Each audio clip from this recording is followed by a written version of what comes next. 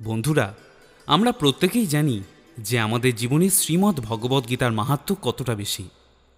ভগবান শ্রীকৃষ্ণ অর্জুনকে লক্ষ্য করে আমাদের উদ্দেশ্যে এই গীতার মহান জ্ঞান প্রদান করেন এবং তার সাথে ভগবান এটাও বলেন যে এই শ্রীমদ্ ভগবদ্গীতা পাঠ করার কত বড় মাহাত্ম্য রয়েছে।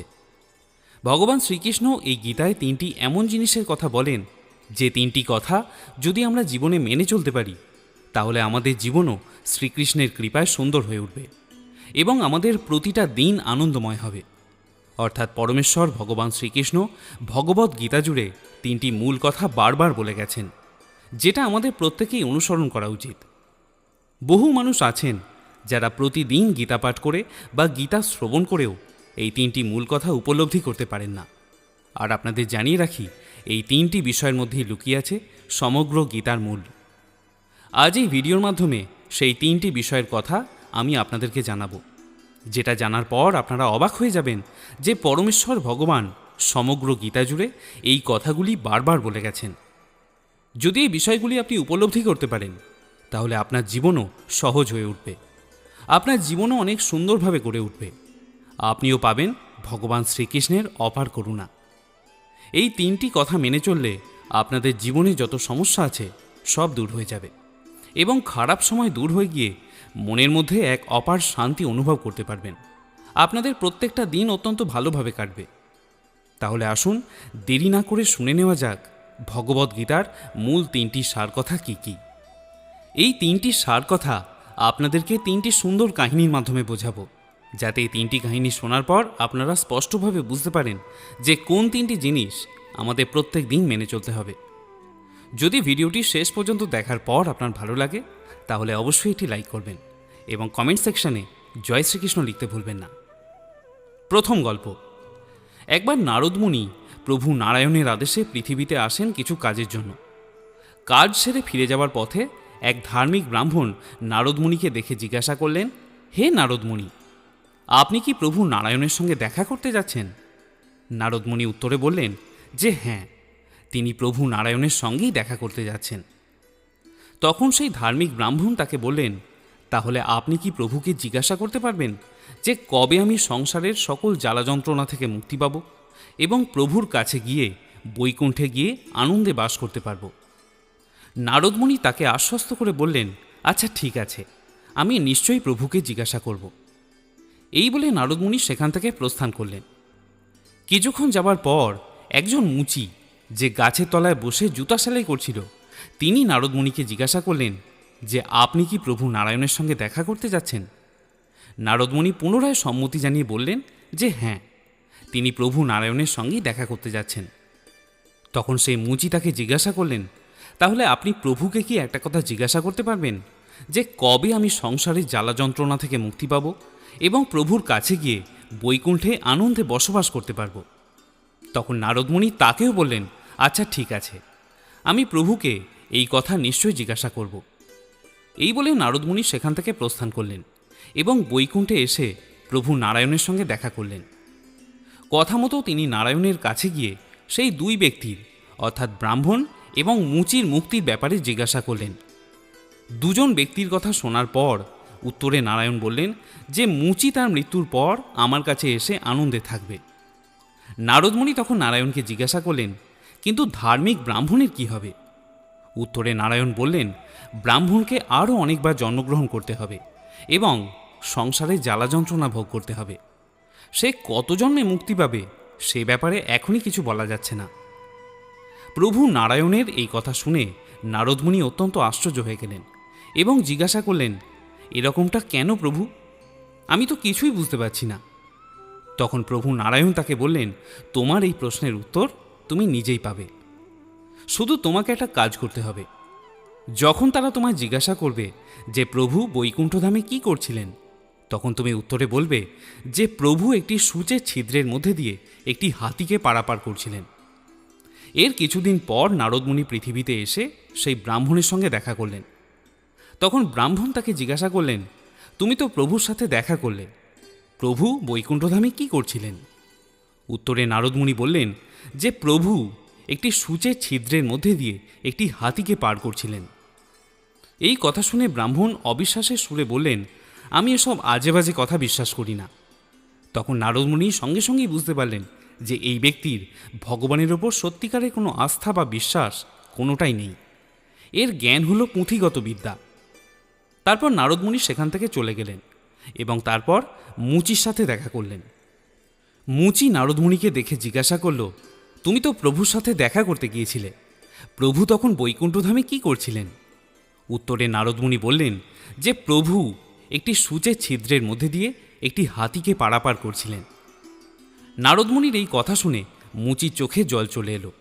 সে বলল, আমার প্রভু সত্যিই অদ্ভুত, তার মহিমা বোঝা অত্যন্ত কঠিন, তিনি সব কিছুই করতে পারেন। নারদ তখন মুচিকে জিজ্ঞাসা করলেন, তুমি কি সত্যিই বিশ্বাস করো যে প্রভু একটা সূচের ছিদ্র দিয়ে একটি হাতিকে পার করতে পারেন? তখন উত্তরে মুচি বলল, কেন বিশ্বাস করব না, অবশ্যই আমি কথা বিশ্বাস করি। নারদ তখন তাকে জিজ্ঞাসা করলেন, কি ভেবে তুমি কথা বিশ্বাস করলে? এটা তো অসম্ভব একটা কাজ, যেটা কারোর পক্ষে কোনোদিন করাই সম্ভব নয়। উত্তরে মুচি বলল, মণিবর, তুমি তো দেখতেই পাচ্ছ যে আমি এই বড় অশ্বত্থ গাছের তলায় বসে জুতো সেলাই করি। তুমি দেখো যে অসংখ্য ফল গাছ থেকে রোজ মাটিতে পড়ছে এবং প্রতিটা ফলের বীজের মধ্যে এইরকম আরও একটা বড় অশ্বত্থ গাছ সুপ্ত আকারে রয়েছে। যদি একটা ছোট্ট বীজের মধ্যে এত বড় একটা অশ্বত্থ গাছ থাকতে পারে, তাহলে একটা ছোট্ট সূঁচের মধ্যে দিয়ে একটি হাতিকে গলানো প্রভুর পক্ষে কি এমন কিছু কঠিন কাজ? অর্থাৎ ঈশ্বরে প্রকৃত বিশ্বাসী হল এই ভৌতিক জগতের সকল জ্বালা যন্ত্রণা থেকে মুক্তি পাওয়ার একমাত্র পথ। এখানে অন্ধ বিশ্বাসের কথা বলা হয়নি, কিন্তু ঈশ্বরের পক্ষে অসম্ভব যে কিছু নেই এই বিশ্বাসটা অবশ্যই থাকা উচিত। তিনি পারেন না এমন কোনো কাজ হতে পারে না। গীতার নবম অধ্যায়ে ভগবান শ্রীকৃষ্ণ নিজেই বলছেন, ময়া ধক্ষেন প্রকৃতি সুয়তে স চরাচরম হেতু নানে না কৌন্তেয় জগৎ বিপরিবর্ততে। অর্থাৎ এই ভৌতিক জগৎ আমার নির্দেশেই পরিচালিত হয় এবং আমার নির্দেশে প্রকৃতির চেতন অচেতন জগৎ প্রসব করে থাকে। এই কারণে জগৎ পুনঃ পুনঃ সৃষ্টি ও ধ্বংস হয়। অর্থাৎ প্রথম মূল কথাটি হল ভগবান শ্রীকৃষ্ণের প্রতি অপার বিশ্বাস। এবারে আমরা জানব দ্বিতীয় গল্পটি। এক কৃষ্ণভক্ত উত্তরপ্রদেশের কানপুরের আখেরি গ্রামে এক সাত্ত্বিক ব্রাহ্মণ পরিবারে জন্মগ্রহণ করেন। জন্মের সময় তার পিতার দেওয়া নাম ছিল অনিরুদ্ধ কুমার পাণ্ডে। তার ঠাকুরদা একজন সন্ন্যাসী ছিলেন এবং তাদের পরিবারের পরিবেশটি অত্যন্ত ভক্তিমূলক ও শুদ্ধ ছিল। তার বাবার নাম ছিল শ্রী নরেন্দ্র পাণ্ডে, যিনি পরে সন্ন্যাস গ্রহণ করেছিলেন। তার মা প্রতিদিন সাধু সেবা করতেন এবং অন্যান্য আধ্যাত্মিক কাজে ব্যস্ত থাকতেন। তার বড় ভাই পরিবারের সবাইকে প্রতিদিন শ্রীমদ্ ভগবদ্গীতা পাঠ করে শুনিয়ে পরিবারের আধ্যাত্মিকতা আরও বাড়িয়ে তুলেছিলেন। অনিরুদ্ধ ছোট থেকে ঈশ্বরের জপ ধ্যান করত। সে যখন একটু বড় হলো, তখন তার হঠাৎ করে একদিন উপলব্ধি হয় যে তার পিতামাতা এবং সব কাছের মানুষই তাকে একদিন ছেড়ে চলে যাবে। অর্থাৎ এই পৃথিবীতে সব কিছুই হলো অনিত্য, কোনো কিছুই সারা জীবনের সঙ্গে তার সাথে থাকবে না এবং কোনো কিছুই তাকে সব সময়ের জন্য আনন্দও দিতে পারবে না। একমাত্র ঈশ্বরের ভালোবাসা এবং ভক্তি ছাড়া এই জগতে আর কোনো কিছুই স্থায়ী নয়। অর্থাৎ ঈশ্বরই একমাত্র যা তাকে চিরশান্তি এবং আনন্দ দিতে পারে, এবং এই ভালোবাসায় দুঃখ পাওয়ারও কোনো সম্ভাবনা নেই। এই সব উপলব্ধি যখন তার মধ্যে আসে, তখন তার বয়স মাত্র 13 বছর এবং সেই বয়সেই তিনি সিদ্ধান্ত নেন যে তিনি গৃহত্যাগ করে সন্ন্যাসী হবেন। তিনি এই সিদ্ধান্তের কথা তার মাকে জানালেন এবং তারপর তিনি ঈশ্বর সাধনার জন্য বেরিয়ে পড়লেন। কিন্তু বেরিয়ে পড়ার পর তার জীবনে কষ্ট কিন্তু কম ছিল না। বৃন্দাবনের অলিতে গলিতে তিনি প্রতিদিন ভিক্ষা করে বেড়াতেন। কেউ খাবার দিলে তিনি খেতেন, নয়তো বেশিরভাগ সময়তেই তিনি ক্ষুধার্ত থাকতেন। তবে যখন মাঝে মাঝে তিনি কোনো খাবার পেতেন না, তখন একজন কৃষ্ণভক্ত মহিলা ছিলেন, যিনি দিনের শেষে তাকে অন্তত 2টি রুটি খাওয়াতেন। শীতের দিনগুলোতে তার গায়ে কোনো বস্ত্র থাকত না। চটের বস্তা সেলাই করে তিনি কোনো মতে নিজের গায়ে জড়িয়ে নিতেন। সারাদিন শুধু একটাই তার কাজ ছিল, কৃষ্ণ নাম জপ করা। প্রথমে তিনি গঙ্গার ধারে থাকতে শুরু করলেন। সেখানে তিনি শিবের নাম জপ করতেন। তারপর শিবের প্রেরণা পেয়ে তিনি আসেন বৃন্দাবনে এবং বৃন্দাবনে তিনি রাধারানীর সেবায় নিজেকে নিয়োজিত করেন। পরে যখন ধীরে ধীরে ওনার সাধন বলের কারণে নাম প্রচার হতে শুরু করলো, তখন হাজার হাজার মানুষ তাকে দর্শন করতে আসে। পরে সকলে জানতে পারে 18 বছর ধরে তার দুটো কিডনি খারাপ। তিনি তার একটি কিডনির নাম দেন কৃষ্ণ এবং অন্যটির নাম দেন রাধা। যখন তার শিষ্য ভক্তরা জানতে পারেন যে তার দুটো কিডনি খারাপ, তখন বহু মানুষ নিজের কিডনি তাকে দান করতে আসেন। কিন্তু এই কৃষ্ণ ভক্ত কারোর কিডনি নিতে রাজি হননি। তিনি বলতেন যে আমি কাউকে কষ্ট দিতে চাই না। তিনি আরও বলতেন যে শ্রীকৃষ্ণ চাইছেন বলেই তিনি দুটো কিডনি ছাড়া 18 বছর ধরে বেঁচে আছেন, কারণ ডাক্তার তাকে অনেক আগেই বলে দিয়েছিলেন যে খুব বেশি দিন তিনি আর বাঁচবেন না। এটা আমাদের মূর্খতা যে আমরা ভাবি যে এটা না হলে ওটা হবে না, বা সব কিছু আমরা যুক্তিতর্ক বা ব্যাখ্যার মাধ্যমে বোঝার চেষ্টা করি, বা বিজ্ঞানের বাইরে গিয়ে ভাবতে পারি না। কিন্তু ভগবান সব কিছুর ঊর্ধ্বে। তিনি চাইলে এই জগতে সব কিছুই সম্ভব হতে পারে, যা কখনো যুক্তিতর্কের দ্বারা বলা বা বোঝানো সম্ভব নয়। তিনি আরও বলতেন, ভগবান চাইছে বলেই আমার দুটো কিডনি ছাড়া আমি এত দিন বেঁচে আছি। আবার যেদিন তিনি চাইবেন না, সেদিন তিনি এই দেহ থেকে নিজেই প্রাণ নিয়ে নেবেন। সব কিছুই রয়েছে তার হাতে, আর তার উপর সব কিছু ছেড়ে দিয়ে আমি বসে আছি। তোমরা হয়তো ভাবছ যে দুটো কিডনি ছাড়া কিভাবে একজন মানুষ বেঁচে থাকতে পারে, কিন্তু সেটা তোমরা তোমাদের বুদ্ধি দিয়ে ভাবছ।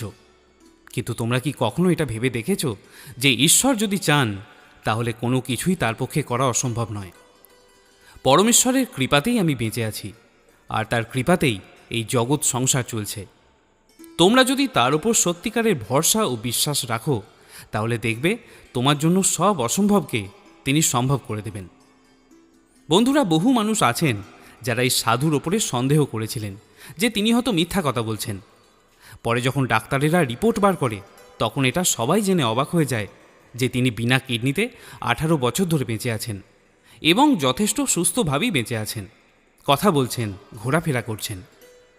অনেক মানুষ তো এটাও বলেন যে তিনি আসলে মৃত, কিন্তু 18 বছর ধরে শ্রীকৃষ্ণের শক্তি তাকে চলাফেরা করাচ্ছে, কথা বলাচ্ছে। বন্ধুরা, এই মহান সাধুর পরবর্তীতে সন্ন্যাস নাম হয় প্রেমানন্দ গোবিন্দজি মহারাজ। বর্তমানে তার লক্ষ লক্ষ শিষ্য ভক্ত, অনেক জ্ঞানীগুণী মানুষ এবং মহাপণ্ডিতেরা এই মহান সাধুর সঙ্গে দেখা করে আশীর্বাদ ধন্য হয়েছে। চলচ্চিত্র অভিনেতা অভিনেত্রী থেকে শুরু করে বিভিন্ন খেলোয়াড় এবং দিগ্গজ ব্যক্তিগণ তার সান্নিধ্য লাভ করে ধন্য হয়েছেন। তাই দ্বিতীয় যে শিক্ষাটি আমরা পাই তা হলো নির্ভরতা, অর্থাৎ ভগবানের উপর সম্পূর্ণভাবে নিবেদিত হয়ে আমাদের কর্ম করতে হবে এবং বিশ্বাস রাখতে হবে নিজের ওপর যে কোনো কর্মই আমার পক্ষে করা অসম্ভব নয়। এর ফলে হয়তো পরমেশ্বর আমাদের বিভিন্ন সমস্যার মধ্যে ফেলে আমাদের পরীক্ষা নিতে পারেন, শুধুমাত্র এটা দেখার জন্য যে আমরা তার ওপর কতটা নির্ভরশীল। আর এই নির্ভরতার পরীক্ষায় যদি আপনি উত্তীর্ণ হতে পারেন, তাহলে ভগবানের অশেষ কৃপাদৃষ্টি আপনার ওপরও বর্ষিত হবে। এবারে আপনাকে বলবো তৃতীয় গল্পটি। একদা একজন মহিলা ভক্ত ছিলেন, যিনি রোজ সকালে ঘুম থেকে উঠে স্নান করার পর রান্না করতেন এবং তারপর সেই খাবার খেয়ে তিনি ভগবানের পূজা করতেন। একদিন তার বাড়িতে একজন আত্মীয় এলেন। সেই আত্মীয় খুবই ধার্মিক প্রকৃতির মানুষ ছিলেন। 3 বেলা পূজা করতেন এবং ভগবানকে না দিয়ে তিনি কিছুই গ্রহণ করতেন না। এই আত্মীয় যখন দেখলেন যে সেই মহিলা ভক্তটি খেয়ে দিয়ে ভগবানের পূজা করেন, তখন তিনি অত্যন্ত ক্রুদ্ধ হলেন এবং সেই ভক্ত মহিলাকে বললেন, তুমি কি জানো না যে খেয়ে দিয়ে ভগবানের পূজা দিতে নেই? এতে অনেক বড় অপরাধ হয়। ভগবানের পূজা সবসময় না খেয়ে শুদ্ধভাবেই দিতে হয়। তুমি কাল থেকে না খেয়ে পূজা দেবে। এই কথা শুনে মহিলা পরের দিন থেকে না খেয়েই পূজা দিতে থাকেন। কিন্তু তিনি লক্ষ্য করলেন যে আগে যখন তিনি খেয়ে দিয়ে ভগবানের পূজা করতেন, তখন ঘন্টার পর ঘন্টা এক মনে পূজা করতে পারতেন, মন তার শান্ত থাকত। কিন্তু যখন থেকে তিনি না খেয়ে ভগবানের পূজা দিচ্ছেন, তখন থেকে 10-15 মিনিটের বেশি তিনি আর পূজা করতে পারছেন না, কারণ তার মন অশান্ত এবং চঞ্চল হয়ে উঠছে। এরকমই একদিন তার বাড়িতে একজন সাধু ভিক্ষা করতে এলেন। তিনি সেই সাধুকে দেখে তার এই সব ঘটনা খুলে বললেন। সেই আত্মীয় ভদ্রলোকটিও সেই সময় সেখানেই উপস্থিত ছিলেন। সাধু সেই মহিলা ভক্তটির সব কথা শোনার পর তাকে বললেন, মা, পেটে যদি খিদে থাকে তাহলে ভগবানের দিকে মন দেবে কি করে? মন তো বারবার ক্ষুধার দিকেই যাবে। ভগবান ভক্তের ভক্তি দেখে, নিয়মকানুন নয়। তোমার যদি খেয়ে দেই ভক্তি ভালো হয় তাহলে তুমি তাই করো। এবং এরপর থেকে সেই মহিলা ভক্তটি খেয়ে দেই পূজা করতে শুরু করেন। শ্রী রামকৃষ্ণ পরমহংসদেব তার এক ভক্তকে একবার বলেছিলেন, তুমি খালি পেটে পূজা দিতে বসলে আর তোমার মন ঈশ্বরের দিকে না গিয়ে খাবারের দিকে চলে গেল। এতে কিন্তু কোনো লাভই হলো না। এর চেয়ে অনেক ভালো যদি তুমি খেয়ে দিয়ে শান্ত মনে পূজা করতে বসো। অর্থাৎ তৃতীয় যে বিষয়টি আমরা জানতে পারলাম তা হলো ভগবানের পূজায় সবথেকে ঊর্ধ্বে যা থাকে তা হলো ভক্তি। ভগবান শ্রীকৃষ্ণ শ্রীমদ্ ভগবদ্গীতাতেও এটাই বলেছেন। তিনি বলেছেন, তুমি পূর্ণ ভক্তির সাথে সব কিছু আমাকে সমর্পণ করে দাও, তবেই তোমার ভগবত ধামে ফেরার পথ প্রশস্ত হবে এবং অন্তে তুমি পরম পদ লাভ করতে পারবে। পরমেশ্বরের প্রতি থাকতে হবে অচলা ভক্তি। এই ভক্তির দ্বারাই জীবনের সব খুশি লাভ করা সম্ভব, কারণ ভগবান ভক্তের এই ভক্তি দ্বারাই প্রসন্ন হয়ে ভক্তের ওপরে কৃপা করে থাকেন। তাই বন্ধুরা, সম্পূর্ণ শ্রীমদ্ ভগবদ্গীতার 3টি মূল কথা হল ভক্তি, বিশ্বাস এবং নির্ভরতা। এই 3 গুণ যে ভক্তের মধ্যে থাকে তার জীবনে আর কোনো কিছু নিয়ে চিন্তা করার কোনো প্রয়োজন হয় না, কারণ তার সাথে স্বয়ং ভগবান সর্বদাই উপস্থিত থাকেন এবং তাকে অপার কৃপা করে থাকেন। তার জীবনে কোনো সমস্যা থাকে না, আর যদি কোনো সমস্যা থেকেও থাকে তাও অবিলম্বে ক্রমশ তার থেকে দূরে সরে যায়। প্রিয় শ্রোতা বন্ধুরা, যদি এই ভিডিওটি দেখে আপনার ভালো লাগে বা নতুন কিছু শিখতে পারেন তাহলে অবশ্যই একটি লাইক করার অনুরোধ করব এবং তার সাথে কমেন্টে একবার ভক্তি ভরে অবশ্যই লিখুন, জয় শ্রীকৃষ্ণ। সকলে ভালো থাকুন, সুস্থ থাকুন। পরম মঙ্গলময় জগদীশ্বরের কৃপা আপনার সঙ্গে সর্বদা বজায় থাকুক।